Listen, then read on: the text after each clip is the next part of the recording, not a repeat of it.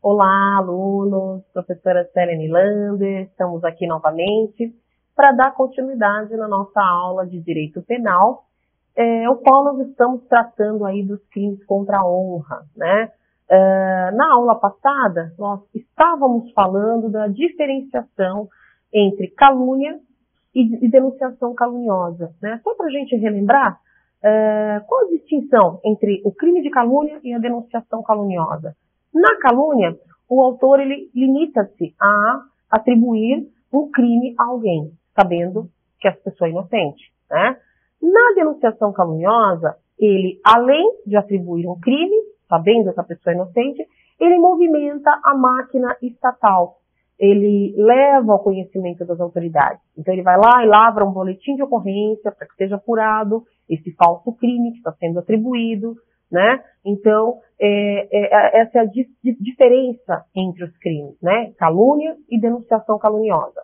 E na calúnia, nós estamos falando de um crime de ação penal privada, onde depende da queixa-crime ou da representação do ofendido.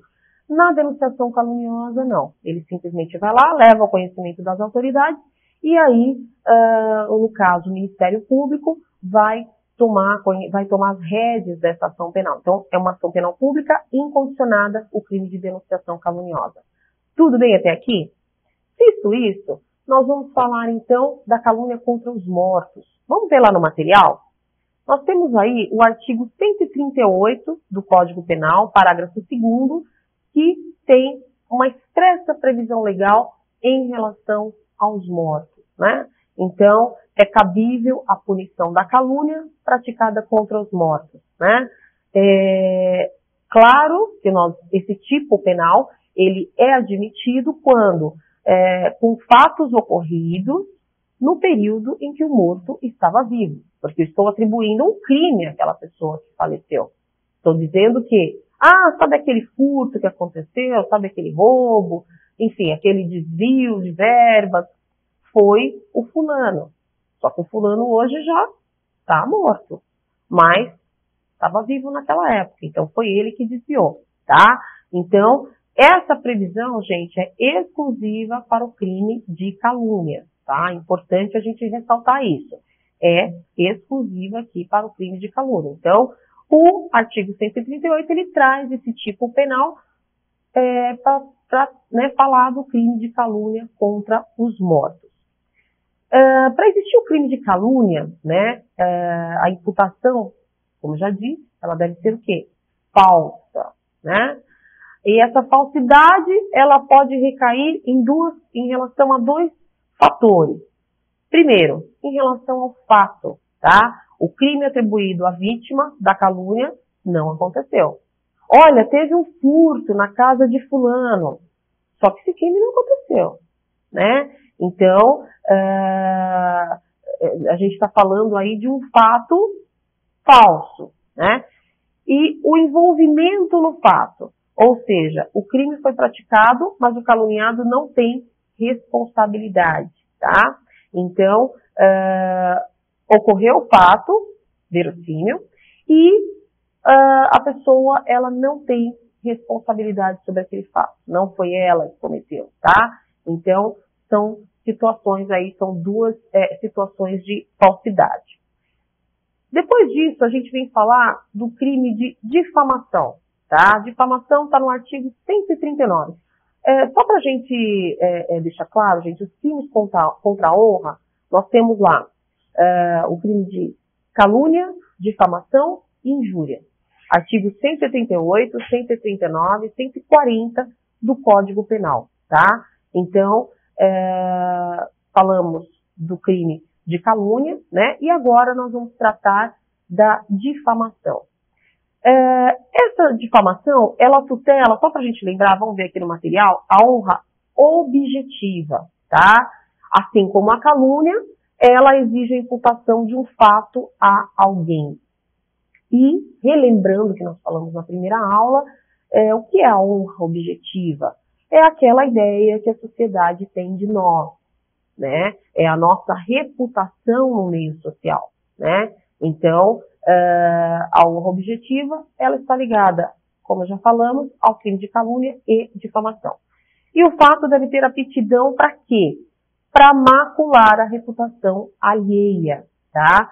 Ou seja, macular a reputação alheia, ofender essa pessoa perante a sociedade, né? E aqui, pouco importando se é verdadeiro ou falso, tá?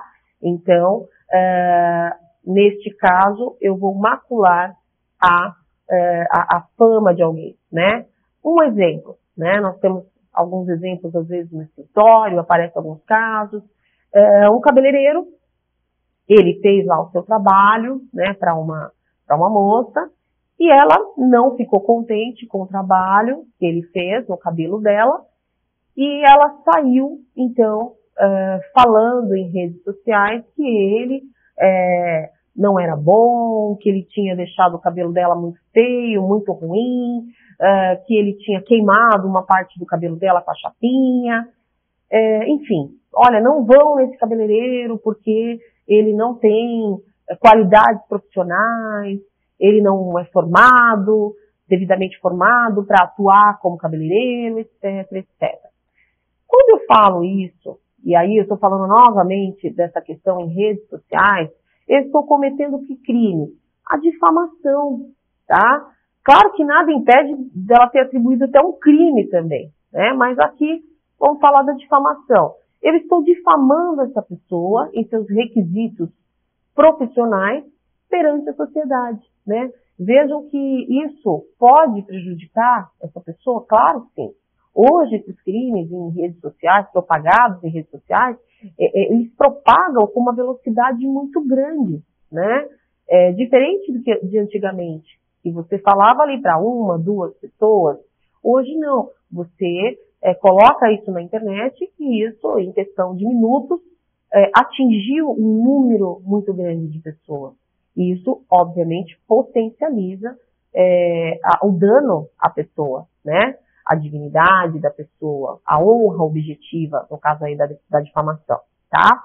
E o agente, vamos ver lá no material, ele deve fazer referência a um acontecimento com circunstâncias descritivas, né? Abrangendo o quê? O momento, o local e as pessoas envolvidas. Então, nesse exemplo que eu passei para vocês, nós estamos falando de uma cliente que foi num salão de beleza e, não contente com o trabalho realizado no seu cabelo, saiu aí difamando o profissional que a atendeu.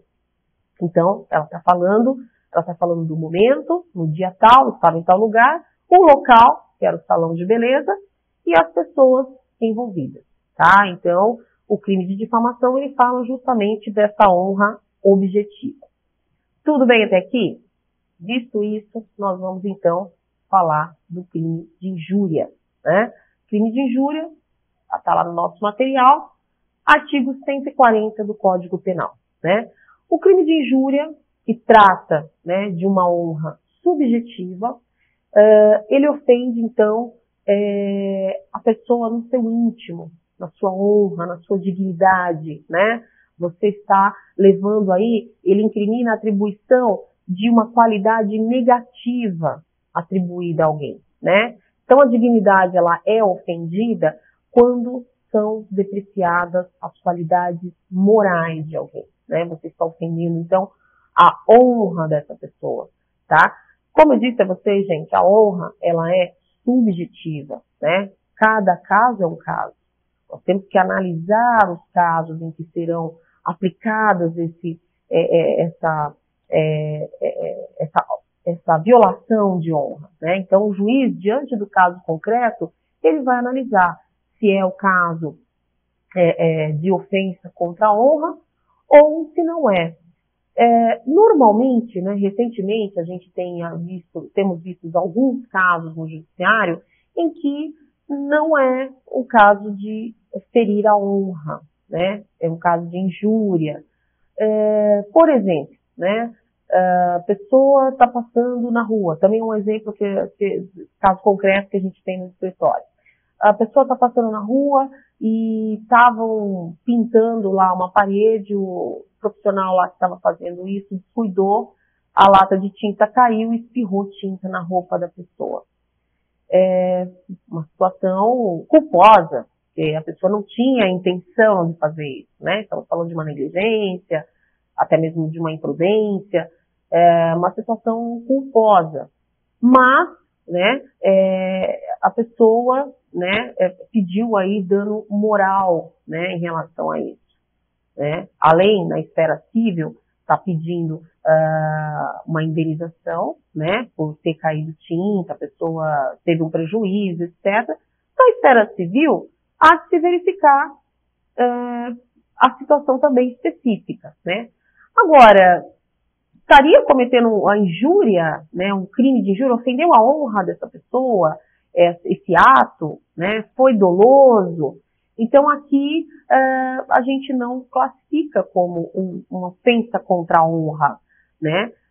O juiz entende que foi um mero sabor do cotidiano, do dia a dia. Então não são todos os casos em que eu posso pleitear, né? São situações aí que, lógico, o profissional do direito é que vai analisar e vai dizer, olha, isso aqui não é. Então, nesse caso que foi para o escritório, nós falamos, não, isso não cabe nenhum crime contra a honra, porque realmente foi uma situação cotidiana. E nós estamos baseados em quê? Na jurisprudência, nas decisões que vêm dos tribunais. Então, com base nisso é que a gente, né, direciona ao cliente e fala. Então, o crime de injúria, ele ofende o quê? Essa honra subjetiva, que, como disse, é algo a ser analisado pelo juiz do caso, tá? Dignidade, ela é ofendida quando são depreciadas qualidades morais, já falamos, e também o decoro é atacado quando são desabonadas as qualidades físicas, tá? Então, aquela moça que foi ofendida, que nós citamos o exemplo, que foi ofendida dentro de uma danceteria e foi xingada de gorda, etc e tal, por estar acima do peso, foi ofendido o quê?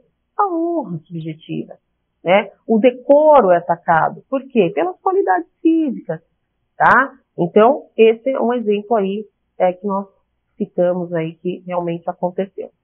Visto isso, nós vamos falar da injúria real, tá? O que é a injúria real? Ela consiste em violência ou vias de fato, né? Então, eu estou ofendendo a pessoa. O que é vias de fato? É eu fisicamente ali entrar em briga com alguém, em socos e pontapés, né? Entrar em vias de fato. Então, o agente, quando ele vai ofender, ele não se vale de palavras, mas sim de uma agressão física, tá? Uma agressão física capaz de envergonhar o ofendido. Então, nesse caso que nós descrevemos, que serve também de exemplo a injúria real, a moça estava na danceteria, foi agredida fisicamente e verbalmente, a gente está falando também da injúria real. Por quê? Houve uma agressão física, tá? Por estarem, inclusive, violando a sua honra, né? A sua honra, decoro, como nós falamos.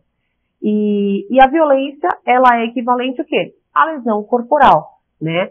Sendo imposto concurso material obrigatório entre as penas do crime de injúria real e também da violência. Cometeu a violência e a injúria. A gente vai falar de concurso material aí em relação à aplicação desses dois crimes, tá? A violência física e também da injúria real. Injúria qualificada, né? Pune-se com maior rigor a injúria qualificada. A gente tem uma pena aí de 1 a 3 anos, tá? Sem prejuízo da multa. Por quê? A ofensa, ela consiste na utilização de elementos referentes ao quê? A raça, cor, etnia, religião, origem ou condição da pessoa ser idosa ou portadora de deficiência, tá? É uma injúria qualificada, tá? E a forma qualificada não se confunde com o crime de racismo. Nós vamos falar um pouquinho desses dois crimes, da injúria qualificada e do crime de racismo na nossa próxima aula, porque nós temos aí uma linha tênue entre um crime e outro, então é importante nós trabalharmos esse assunto com mais, com detalhes para que se possa entender direitinho a diferença entre a injúria qualificada e também entre o crime de racismo. Só um exemplo aí em relação à pessoa portadora de deficiência, tá? A gente poderia falar de uma injúria qualificada. Teve um MC, que eu não me lembro qual, isso saiu nas redes sociais, que nos Estados Unidos tirou sarro de uma menina que tinha uma deficiência dentro de um ônibus. Isso foi propagado aí em todas as redes sociais. Vejam, estamos falando de uma injúria qualificada? Sim, eu não posso tirar sarro de uma pessoa com deficiência, né? Então, é um crime punido com maior rigor, como nós falamos aí, pelo nosso Código Penal. Tudo bem? Ficamos por aqui, então, nessa aula, esse bloco, e voltamos no próximo bloco para a gente poder entender melhor qual a diferença entre injúria qualificada e o crime de racismo. Tá bom, gente? Obrigada pela atenção.